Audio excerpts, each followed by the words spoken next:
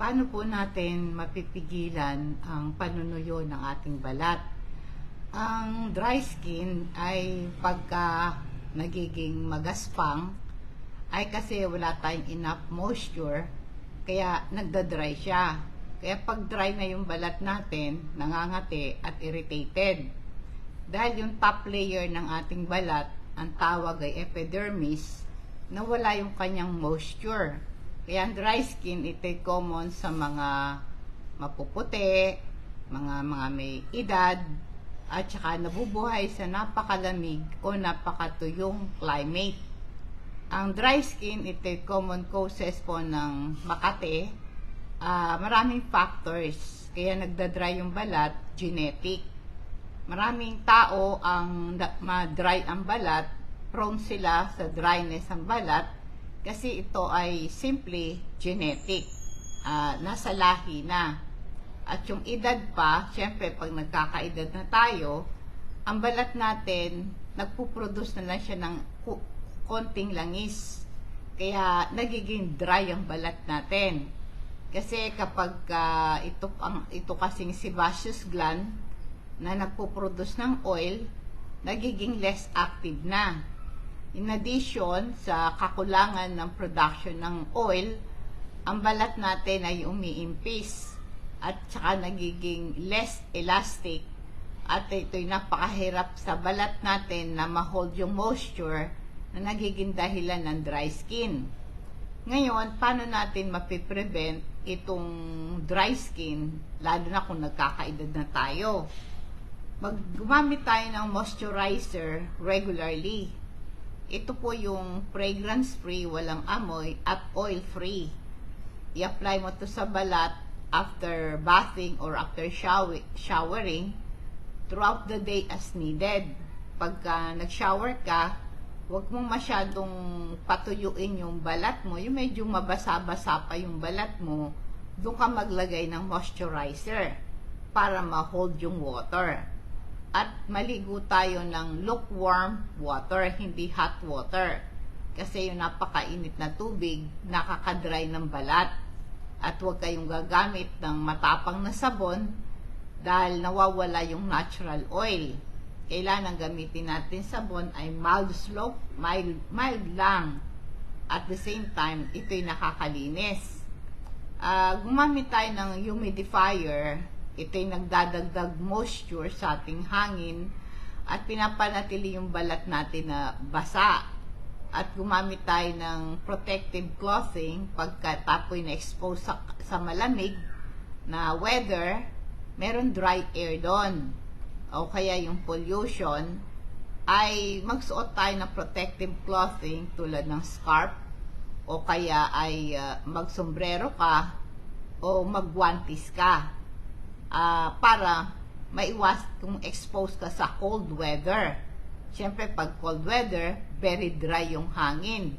Kaya meron tayong scarf, meron tayong sombrero at guantes para protektahan tayo sa lamig. At inom tayo ng saganang tubig. At least meron tayong 8 to 10 glasses of water para maging moist ang ating balat. Pag kulang na kulang tayo sa tubig na iniinom, makikita mo nanunuyo ang ating balat. Kumain tayo ng mga healthy diet, matutubig na prutas, ito'y nakakatulong para maging healthy yung ating balat. Ang vitamin C po at saka Super B complex, ito'y napakahalaga sa ating kalusugan. Sila'y beneficial sa dry ang balat. Kung mag-take ka ng vitamin C, ito'y powerful antioxidant, ito'y pinoprotect ang ating balat sa free radical. Ang free radical, ito'y mga stable molecule na nakakadamage sa ating skin. Ang vitamin C, pinasisigla yung ating collagen production. Ito isang uri ng protein, nagbibigay tibay at elasticity sa ating balat. Ang Super B complex, ito po ay kasama sa energy production, metabolism, and cell function.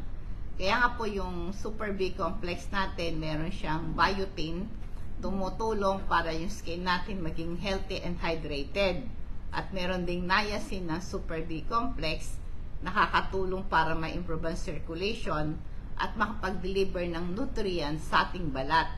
Kaya i-take mo to, pagsabayin mong inumin ang vitamin C at Super B complex kasi pareho silang water-soluble vitamins. Kaya pag-take mo to, 30 minutes bago mag-almusal. Pagka dry ang balat mo, pwede kang pumunta sa doktor para mabigyan ka ng prescription medication para ma-relieve ang dry skin. Alam mo yung kapaligiran, yung environment, nasabi ko po kanina, yung cold weather, tapos yung nagkakaroon ng dry air at mga hot water, nagko-contribute yan talaga sa dry skin. Kaya kailangan po pagka ikaw ay nasa dry air, ay naalis yung moisture sa ating balat. Nagiging makatitulo yung balat natin at madaling magka-wrinkles at madaling kumulubot ang balat natin pag nagda-dry at nagdal sa kakulangan ng tubig. Kaya pag tayo ay nasa cold, dry climate, madali kang magkaroon ng dry skin. Itong dahilan bakit yung mga kano, mga puti, ay pagka sila po'y nasa edad na ng 30, 40, ang bilis silang magkaroon ng wrinkles, no? Dahil po nga yung cold air, nare-reduce yung amount ng moisture sa hangin at then ito ay dapat ma-absorb ng ating balat.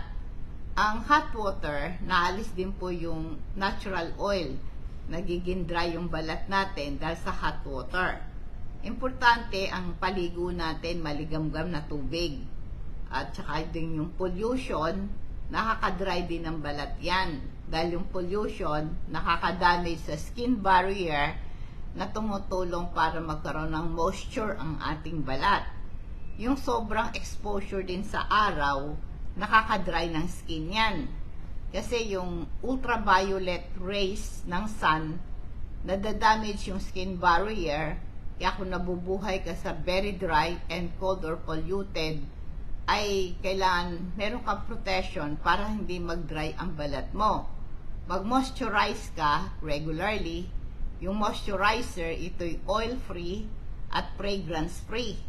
Apply mo to sa skin mo throughout the day.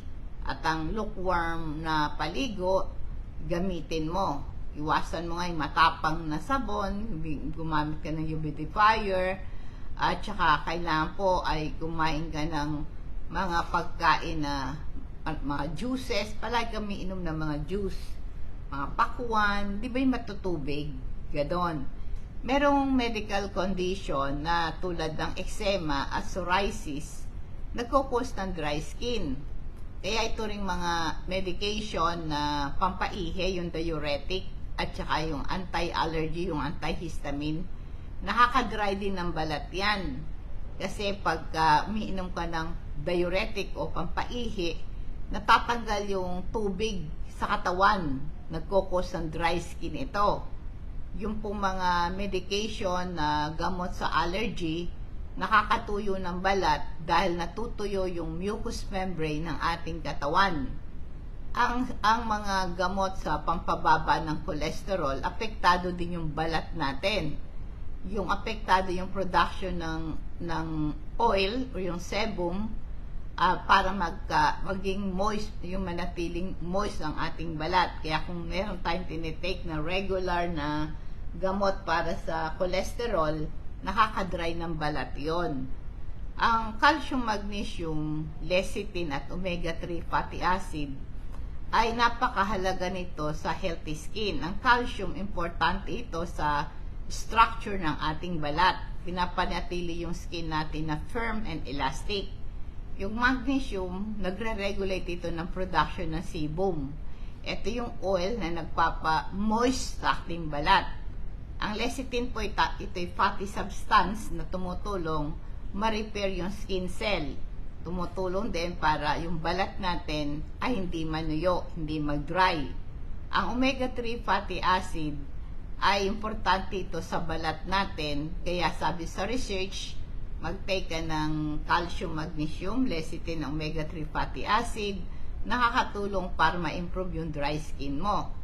Maraming mga bagay na paraan para ma-relieve yung dry skin mo at para hindi ito maging worse. Tulad sabi ko, yung mag-moisturize ka the whole day, no? Several times a day. Pagkatapos ay pagka meron kang activities na pwedeng mag-dry yung balat mo, gumamit ka ng guantes, lalo na yung kamay mo. Kung laging nababasa, tulad ng paghuhugas ng pinggan, pag-gardening, gumamit kayo ng guantes. Uminom kayo ng tubig para manatili yung balat natin na moist, no? Mga pagkain yung prutas, mapagpakain gulay at prutas. Iwasan mo yung mga salty food, yung maalat na pagkain, ay nakaka-dry ng balat yon, no? At saka yung huwag kang mahilig kumain ng mga red meat, yung madaling mag-aging yung balat natin pagka mahilig. Di ba yung mga Amerikano, meat eaters sila, kaya madali sila tumanda, no? Tsaka pag nagdadry yung balat mo, automatic nangangati ka. Kaya wag mong scratch or katian yung balat mo, lalong nagiging worse ang dryness ng skin mo pagka ikaw ay kamot ng kamot at magkakaroon pa ng galos yan. Gumamit ka ng mga loose fitting, mag-loose clothing ka, wag yung mahigpit kasi nakakairita sa balat pag masikip kang manamit, no? Mga cotton mas maganda. Kaya pagka nagda-dry yung skin mo, pwede kang mag-oatmeal bath, no? Ito yung natural anti-inflammatory. Pwede kang magdagdag ng 1 tasa ng oatmeal sa warm bath mo. Mag-soak ka sa tubig na may oatmeal 20 minutes. O kaya yung aloe vera, yung sabila, di ba? Ito yung natural moisturizer. Yung aloe vera, yung dry skin mo, tuklapin mong ganon yung aloe vera, i-apply mo sa skin mo. Ganon din yung coconut oil, no? Bumili ka ng coconut sa palengke, gumawa ka ng sarili mong oil, no? Pakuluin mo lang yung coconut milk. Pagka nag-dry na yon, lalabas yung latik at may iwan yung oil. Tapos i-apply mo yun sa balat mo. Ang coconut oil ay i-apply mo dun sa mga nagda-dry na balat mo para mas mawala yung dryness ng iyong balat. I-apply mo yan. Alam mo yung baking soda, ito'y natural na pantoklap ng balat. Nakakalis ito ng dead skin at nakakaalis ng kate. Pag nangangati yung balat mo dahil sa pag-dry ng skin mo, ay yung baking soda ay basahin mo yung 1 kutsara ng baking soda, lagyan mo siya ng enough water para makagawa ka ng paste. Tapos i-apply mo dun sa makating balat mo ng 10 minutes, tapos hugasan mo ng warm water para mawala yung kate. Ang activated charcoal, ito po ay uri ng carbon. Ito po ay highly absorbent at tumutulong para ma-filter out ang impurities mula sa tubig at hangin. Ang activated charcoal, ito po ay nakatulong matanggal yung dumi, yung oil at toxin mula sa skin. Nag-i-improve ng appearance at texture po itong activated charcoal. Nare-reduce yung inflammation and redness. Nakakatulong ito sa iba pang acne and other skin condition. Yung Epsom salt, ito'y natural mineral, nakakaalis ng mga toxin, nakaka-relieve ng kate ang Epsom salt. Magdagdag ka ng 2 tasa ng Epsom salt sa warm bath at maglublub ka dyan ng 20 minutes. Pagka severe ang dry ng balat mo, ay pwede kang magpa-check up sa doktor. Mabigyan ka ng gamot para ma-relieve yung dry skin mo. Meron po tayong oil na crystal oil, galing ito sa mga halaman. Ito'y herbal, no? Natural, nakaka-reduce ng anxiety, nagpo-promote ng relaxation. Pag hinaplas mo to sa noo mo, sa dibdib mo, sa batok mo, sa leeg mo, sa tiyan mo. At nakaka-reduce ito ng pain at inflammation sa arthritis as muscular pain. nag-improve ang sleep quality mo, nare-relieve yung headache at hilo mo, pag hinaplas mo yan sa sa sentido mo, sa batok, dibdib at lalamunan. Nakaka-clear ito ng congestion, nag-i-improve ito ng respiratory health. Ito'y natural remedy sa natural pain. Pag napasok ka, nauntog ka para hindi ka mabukulan. May pampakalmanting effect ito sa ating tiyan, nakaka-relieve ito ng kabag, bloating, and stomach cramps, nare-relieve yung nausea and vomiting. At hindi ka rin kakagatin ng lamok pag in-apply mo yan sa skin mo. Kayo po yung nanonood sa aking Facebook page, Patnubay sa Kalusugan. Please paki-follow, like, and share nyo. Ganon din po sa akin TikTok and Rear. Pwede nyo akong i-follow, i-like, and share nyo. At dito lang po sa aking YouTube, mag-subscribe kayo. At pwede nyo pong pindutin yung bell para ma-update kayo sa aking daily topic.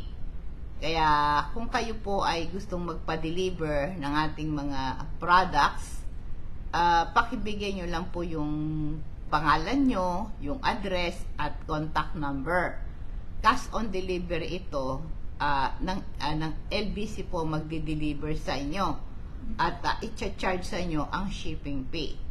Ngayon dadako tayo sa ating food for thought. Jeremiah 17 verse 7. Mapalad ang taong nagtitiwala sa Panginoon, pagpalain ang umaasa sa Kanya. Blessed is the man who trusts in the Lord, whose trust is the Lord. Kaya itong verse na to, ito po ay message of hope and assurance. Sinasabi na sino mang nagtitiwala sa Diyos ay magpagpapalain ano man ang pangyayaring mangyari sa buhay niya. Sabing ganon, ang Diyos ay laging kasama natin, hindi tayo iiwanan. Ito isang challenge na ibigay natin ang tiwala natin sa Diyos, lalo na sa mahihirap na pagkakataon ng ating buhay. Kaya nga po ito si Prophet Jeremiah, nakita niya yung destruction ng Jerusalem, sa kaligitnaan po ng destruction, nakakita po sa Jeremiah ng pag-asa. Nagre-remind sa dilim ng buhay natin, we can find hope in God. Kaya nga po, ang Jeremiah 17:7 sabi, trusting in God, ibig sabihin, nilalagay ang ating pagtitiwala sa Kanya. At saka naniniwala tayo, ingatan niya tayo. Magtiwala tayo sa Kanya, huwag tayong mag-doubt, huwag tayong mag-give up. Kaya trusting Him, hindi tayo mabibigo. Pagtitiwala sa Diyos, magbibigay ito ng kapayapaan na security sa buhay natin. Alam natin, God is in control. We can relax and let go our worries. Trust in God is a key, no? To happy and fulfilling life. Magandang gabi po. Nawa pong pagpapala, patnubay ng Diyos ang sumatin, and God bless us all.